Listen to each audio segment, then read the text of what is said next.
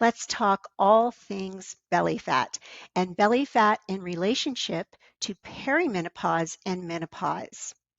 As we move through our 40s, we typically are going to hit perimenopause. Now, keep in mind, there's always exceptions.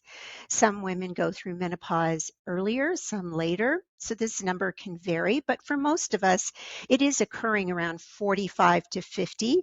And then when we cross the threshold of 50, somewhere between 50 and 55 is when we typically go through menopause and through that transition. And what can occur as we move through this transition is belly fat. And I don't like to use stubborn because it's one of those words that is so cliche and it's used in marketing. But honestly, there's no better word than stubborn belly fat. Stubborn in the sense that we lose weight, but the belly fat doesn't go down. So the size of the stomach and the waistline isn't going down the way it should be going down. And we tend to hold on to this body fat in the lower abdomen. So we're going to dive into body fat, the two types that I'm going to focus on today, and then what you can do to reduce that body fat. But before we get started, I want to let you know about my brand new book. It's called Finding Purpose in the Pause, Your Guide to Thriving in Menopause and Beyond. It is available on Amazon, and you can go directly to Amazon to uh, get your copy of the book. Sorry, I was adjusting my sound on my computer and lost my train of thought there. But you can go directly to Amazon to grab your copy of the book, Finding Purpose in the Pause. Just search my name, Carol Covino, and the title, and it will come up. You can also go to my website. And if you go to my website, I'll have the link in the show notes, but you can just go to carolcovino.com. There's one of those annoying pop ups. Yes, I know they are annoying. But if you click on it, it will take you to my book page where I describe the book. And there is a special bonus you can receive, which is a nutrition detox, a 14-day nutrition detox program that you can just go through on your own, implement. There's everything that you need from a meal plan to a grocery list, exercise suggestions, guidelines, things that will help you begin to reduce belly fat, improve your digestion, increase your energy. It's not one of those detoxes where you're juicing all day long. So don't worry about that. There's lots of incredible, yummy recipes and an extensive food list to choose from. So it's definitely not aloe vera juice all day long or something like that. So head on over to carolcovino.com. Once you order your book, and you will need to fill out a form. So that's very important. If you don't fill out the form on my website, I don't have a way of knowing that you purchased the book. So be sure to do that. I receive that form, and when I do, I add you to the detox and send it out to you via email. If you have questions, you can always hit me up on Instagram at Carol Covino Fitness. So let's talk about belly fat. And in particular, we're going to talk about visceral belly fat. So you have subcutaneous, and that's that pinch and inch. Like I have it right now. It's kind of over my workout pants that I'm wearing today, just a little bit on the sides, nothing crazy. It's annoying. I don't like it. I'm doing dumbbell raises in the mirror, front raises, and I'll notice it and start adjusting my pants up. But there's another kind of fat that is dangerous and it is worrisome, and we should be concerned about it, and that is visceral belly fat. This is the belly fat that is deep in the abdominal cavity and it surrounds the organs, in particular the liver. So it can put a tremendous strain on the liver. And I want you to keep in mind this is not always related to scale weight. You can be on the slimmer side or thinner side and still have dangerous visceral body fat. So I'm going to talk about, first of all, why this occurs, when it occurs, which I alluded to earlier, and what you can do about it. So let's start with the when. When it occurs is as you near menopause and cross that threshold. Might happen a little sooner, might happen a little later. But around menopause, post-menopause, you might notice some lower abdominal body fat. and it may even be hard. That's what I found is oftentimes this visceral body fat, it's not a pinch and inch. It's hard. It's like that beach ball kind of look that you can't get rid of. For women, it will tend to accumulate in the lower abs, and you know it's that type of fat if you try to lose weight in the traditional sense of restricting calories, and that just doesn't go away. Even maybe you're exercising and it's still not going away. So let's talk about the why this happens. So when you go through menopause, as you approach that threshold, you lose estrogen, you lose testosterone. So when you lose testosterone, you begin to lose your ability to build and retain muscle. It gets harder, and we tend to go what I call catabolic, which means the muscle just disappears. It just is gone. Catabolic means it's kind of eating up the muscle. Anabolic means you're growing the muscle. So we begin to go into that catabolic state. We become vulnerable to stress, so we release the hormone cortisol more frequently. Cortisol, when it's released, it causes blood glucose, blood sugar levels to rise, and at the same time, it can inhibit insulin, so it can stop insulin from doing its job. So then you have a scenario of higher blood glucose, higher blood sugar, insulin not able to regulate this, and stress levels chronically high. You can get what's called the cortisol belly. We become very vulnerable to weight gain during this stressful period that we're going through.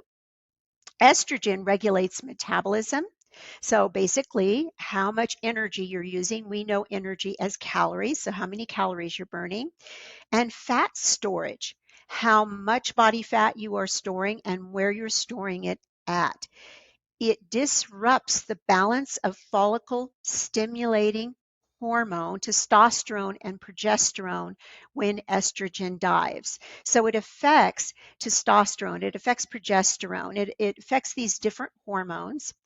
This means we are more likely to put on body fat, and we're more likely to put it on in the midsection. Now, this is not saying that menopause causes weight gain. It is not a direct causation. What causes the weight gain is a combination of lifestyle habits that's going to include your nutrition, sleep, stress management, and exercise, combined with hormonal changes, with the changes in estrogen, testosterone, the vulnerability to stress. All of these things begin to go out of balance. And when your hormones begin to go out of balance, it's going to affect your ability to lose and maintain weight and to get rid of that belly fat.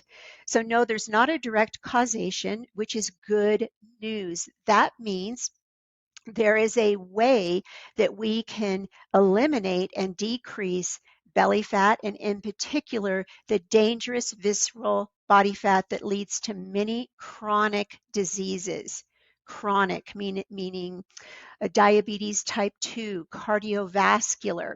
You can even develop fatty liver disease, non-alcoholic fatty liver disease, which can be deadly if something is not done about it. So we want to address this because it's not only how we look in the mirror, and I wish women would understand this more. What I see is even in our 50s and 60s and beyond, we're still so focused on how we look and aesthetics. And I get it. I don't want to look in the mirror and see my stomach pooching out.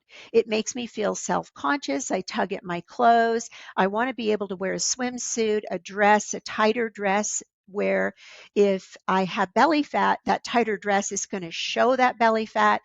I don't want that. I know you don't want that. So I get it, and that's important. Looking good can lead to more confidence. You just feel better about yourself and feel better physically in general. But what I wish women would do is really hone in, focus in on the importance for health. I see that missing quite a bit, because if you're just focused on how you look, what's going to happen is eventually it's not going to be enough.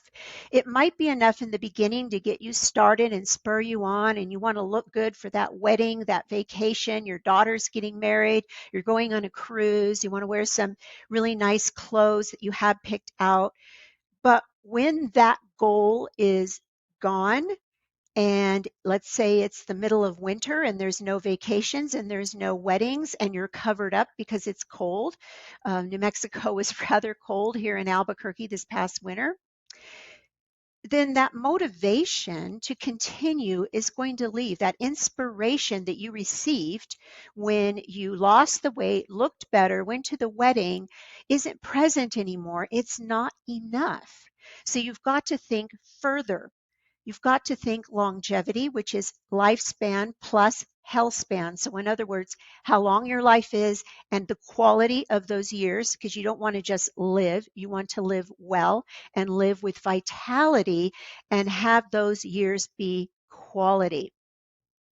So, that is a better goal, a better focus than simply the aesthetics. Think of the aesthetics and how you look in the mirror as being icing on the cake. It's an extra bonus, but what you're really going for here is your health, because it can be dangerous to carry body fat in the wrong areas and the wrong type of body fat, which is that visceral body fat.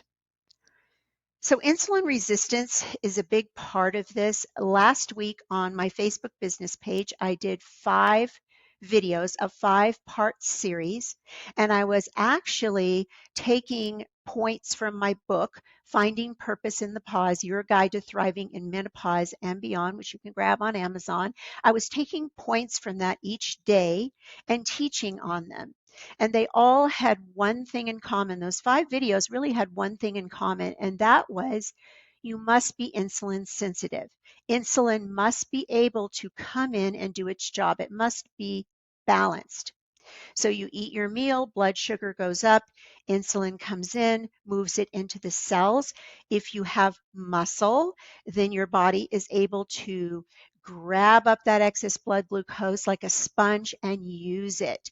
That's what you want. Insulin sensitivity is how you increase your chances of longevity and a better lifespan and health span, so quality of life. It's the way that you can potentially avoid chronic disease. Now, there's always some genetics, there's always some outliers that there's the circumstances are different. And so I always take into account that bioindividuality, but talking in general, insulin sensitivity is the name of the game. It's the direction that you want to go. So to stay insulin sensitive really is the goal. And there's many ways to do this, which is good news. And if you are implementing these things, you're staying insulin sensitive, you're also going to be reducing your visceral body fat and belly fat. Now, why do you lose weight and that sticks around? I talked about the hormones. So this is where the lifestyle habits can help you. Number one, lifestyle habits, and these aren't in order of necessarily importance because they're all important. So I want you to think of them in that sense that all of these are important. Number one is going to be balanced nutrition, balanced macronutrients. You must have balance of your protein, carbohydrates, and fats. You must be eating the right proportion in order to bring your waistline down, your belly fat down, and ultimately, if your goal is weight loss, to bring your weight down. Now, calories do matter, but they're not the only thing. You've heard me say it's not calories, it's your hormones. And what I mean by that, I'm not saying calories don't matter. What I'm saying is that hormones must be considered in conjunction with calories. Yes, you have to take in the right amount of energy. Bottom line, if you're sitting all day and you're eating way more than you're burning energy-wise, calorie-wise, you're going to gain weight and store a percentage of that as body fat because it's more than your body needs. So you need to find the right amount. But calories can become the slippery slope if we keep reducing, reducing, reducing, our body adjusts to the decrease in calories and it stops responding. So that can be a reason that you're not losing weight. If you've been ultra low calorie for a very long period of time, you've been dieting or trying to control your weight with very low calories, and your body is no longer responding to this, that could be the issue, that your body has adapted to that calorie count, to that amount of calories. And there's a point where you can't decrease calories anymore. I've had women come to me where they're eating 900 calories a day.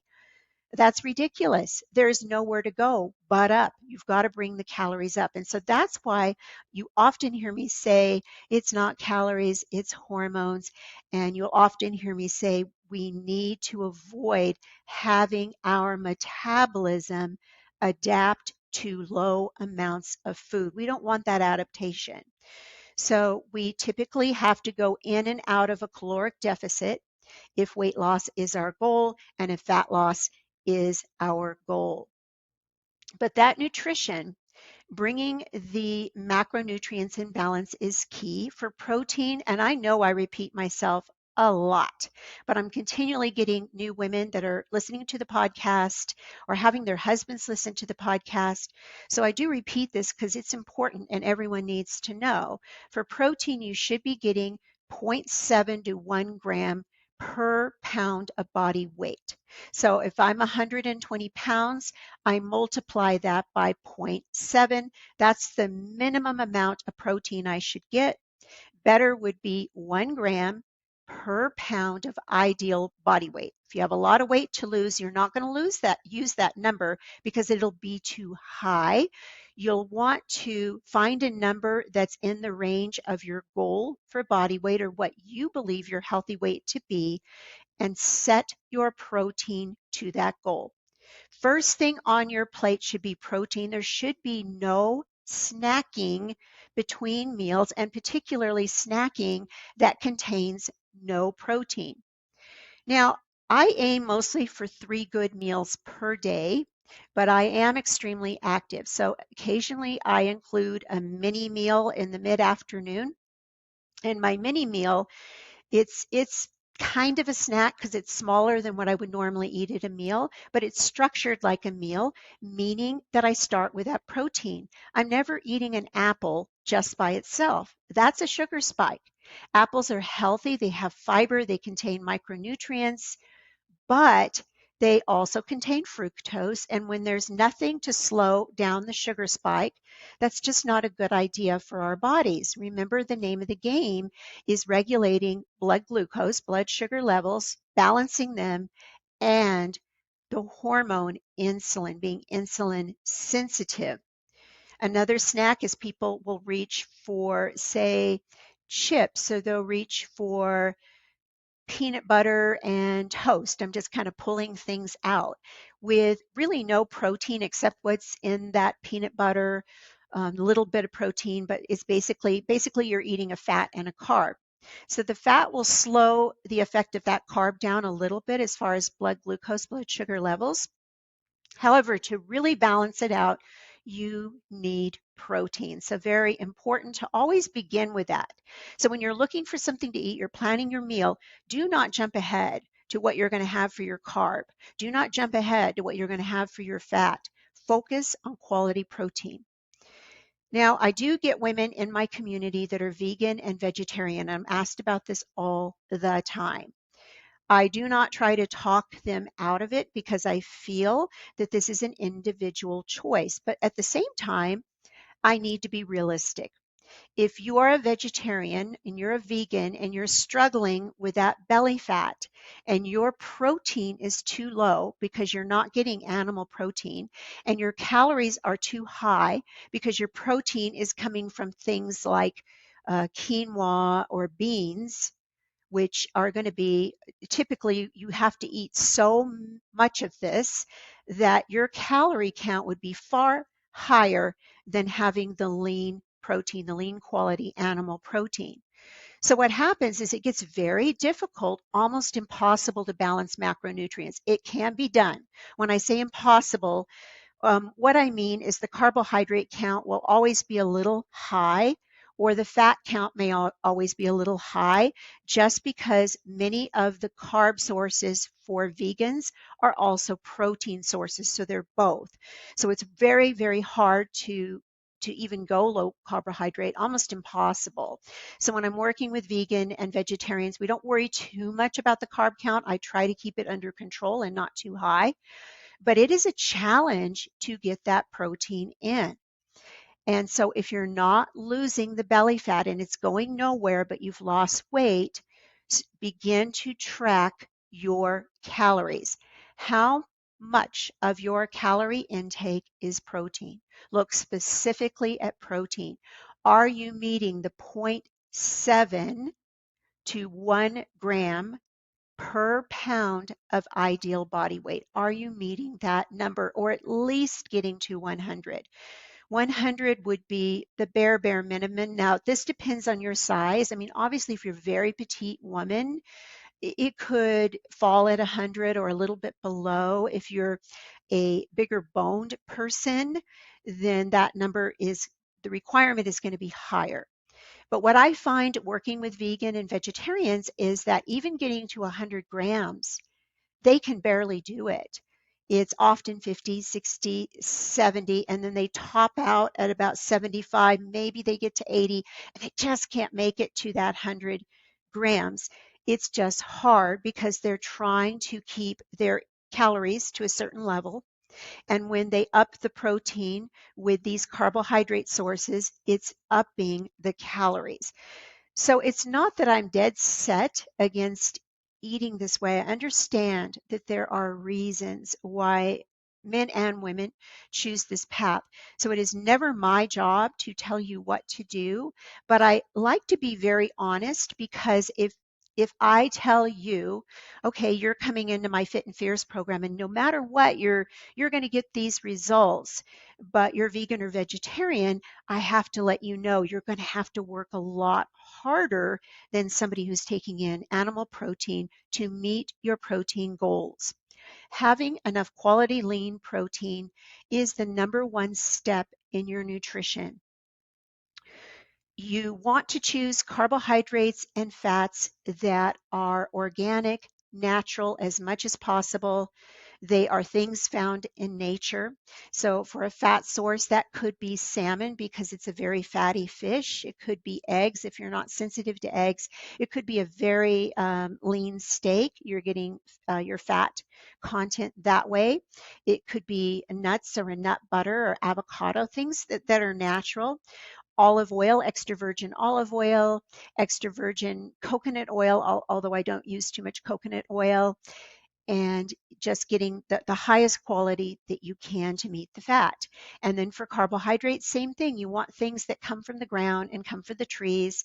Now, there are some refined carbohydrates that can be healthy. I do well with jasmine rice, and it's white rice, and everything I've heard is, oh, it spikes your blood glucose levels and it's ultra refined and it's not good, it's this and it's that. But the bottom line is, it sets with me. I don't get an upset stomach as long as I don't do more than a half cup. It's quick and easy for me to fix. And when I was wearing a continuous blood glucose monitor for a few months, that did not spike my blood glucose levels. But I want you to keep in mind that might not be the best choice for you. That might send your blood glucose sky high. So sticking to things like sweet potatoes and fruits, fresh fruits and vegetables for your sources of carbohydrates. Quinoa can be a good choice. Of course, that's going to be somewhat refined, but that can be a good choice. But always keeping in mind, we're different. Wearing a blood glucose monitor is a good way to figure out which of these foods, which of these carbohydrates work best for you.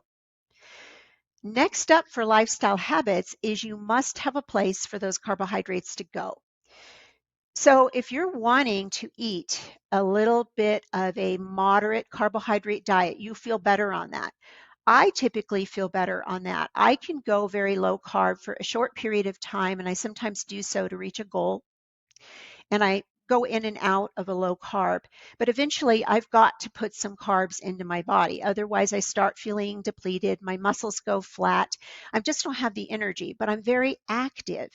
So there's some place for my carbs to go. Now, what do I mean by that? If you have muscle on your frame, good quality skeletal muscle that comes from resistance training, strength training, there's some place for the carbs to go because those muscles are a sponge for blood sugar. When you eat carbohydrates, it converts to a form of sugar that is quick energy for your body. So when you have the muscle, you have a place for that to go. Typically, if I'm lower activity, let's say I'm traveling and I'm not standing up and walking around, that might be a day I lower my carbohydrate count extremely low and just keep it to veggies, and that's it. With fruit, you want to be careful. I generally recommend just have a serving a day. We don't need 3, 4, 5 servings because ultimately our liver just can't hold much fructose. And yes, it's healthy and yes, it has fiber, but once again, keeping blood glucose levels stabilized is the name of the game so that we can be insulin sensitive and not resistant. So, nutrition, number 2, and this falls under nutrition, is have a place for the carbohydrates to go. Number 3, and I'm actually going to stop here with this lifestyle habit.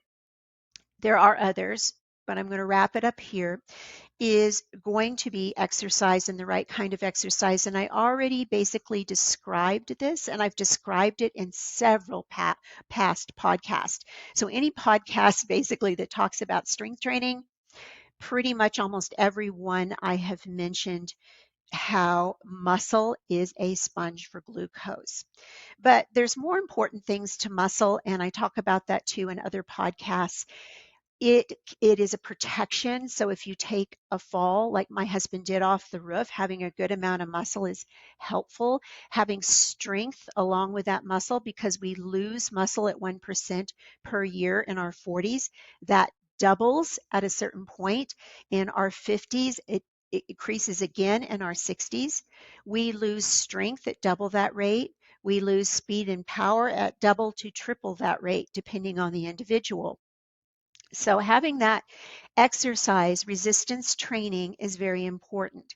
Including a lot of walking can help a lot with using the excess blood glucose sugar in our bodies. Can do a lot. So just getting up after a meal and taking a brisk walk. I realize when it's super hot, super cold, that can be difficult, but try to choose a time of day. Like right now it's starting to get hot. Try to go early in the morning and just do a brisk 20-minute walk. If you have a treadmill, you can hop on that and be, even answering your emails or doing something while you're on there, kind of killing two birds with one stone, so to speak.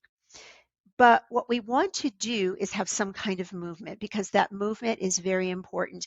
If you just do 30 minutes of strength training, and then let's say you do 15 minutes of ellipticals, that's 45 minutes of exercise, and then you sit all day long, it is not enough. It is not enough for weight maintenance. It's not enough to help you lose weight. Move, move, move as much as you can all day long. Now, this doesn't mean go out and run 10 miles as hard as you can. Not what I'm talking about. I'm talking about movement, which is get up, maybe do a little housework if you work from home. If you're at an office, just get up and kind of walk around your office or go up and down the stairs a few times. Do something, and especially after you've eaten, to help your body process that excess blood glucose. Now, this is not a lifestyle habit, but I will suggest measuring your body fat in some way. Find a measure. Now, are measures 100% accurate? No, they're not. I mean, a DEXA scan is really far more accurate than any kind of scale or device that we might use, but sometimes we don't have access to that, or it can be very expensive. So getting a scale, in-body is probably my favorite one to recommend because it's higher quality, getting an in-body scale. Now you might still get a number that's incorrect, but what you can do is create and follow a trend. So if you weigh yourself and measure your body fat at the same time of day, then you are going to get a more accurate measure because you can follow this trend. So let's say you are tracking your body fat at 7 a.m. when you get up in your weight. And then a few days later, you want to check it again, or a week later, you want to check it again. You would go on that scale, on that in-body scale at 7 a.m., same circumstances. Try to be hydrated the day before. So you don't want to be dehydrated when you wake up in the morning. Now, that doesn't mean go drink a ton of water and then get on the scale. It means make sure you're hydrated from the day before. And that will give you a number that you can track. Is it going up? Is it going down? Is it going a little bit up and down? Where is my range? It will give you a range. In my experience, and this is with myself, and I've had it happen with clients, a lot of times on the handheld devices and the scales, the body fat measure can actually come in too high. Uh, I don't want you to hold me to that, but I've just personally found with myself that it's a little higher than if I have it professionally measured at my nurse practitioner's office. She has a much better machine for this. It tends to be more accurate. But again, it's a way to have a measure. So once again, get enough protein, make sure it's quality protein. Make sure your fats and carbohydrates are not ultra processed. You want to move away from ultra processed foods. You want some place for your carbohydrates to go, meaning muscle, quality skeletal muscle. You want exercise, the right type of exercise, strength training, and zone 2 cardio and lots of movement. So zone 2 cardio is where you're breathless and you're kind of talking between breaths. Like think of being out on a slow jog with a friend or hiking up a hill with a friend, and heart rate is starting to climb. You're starting to get breathless, but you can still carry on a conversation. But it shouldn't be easy for you to carry on that conversation. It should be a little bit uncomfortable, like you need to kind of take a break and breathe. So make sure you're not in zone 1, and a little bit of HIIT, high intensity interval training, just a little bit, a couple times a week, can make a huge difference. Lifestyle habits I didn't talk about are stress management because of the cortisol, and sleep, quality sleep, because if you don't sleep, it dysregulates your hunger hormones. So let me know what you thought of this podcast. Again, you can reach out to me on Instagram at Carol Covino Fitness. If you enjoyed it, share it with a friend. Let's get the word out there. And I would love if you would rate and review. That's extremely helpful. And many times I forget to ask for this, but it's helpful because it moves the podcast up in the ranks. More women are going to see the podcast. Grab my book, Finding Purpose in the Pause, Your Guide to Thriving in Menopause and Beyond, on Amazon, and then head on over to my website, enter that order number, and you will receive your free 14-day nutrition detox. As I'm recording this, we are coming into Mother's Day, and so it would be a good idea to grab some copies for moms and sisters in your life that would really benefit from this book.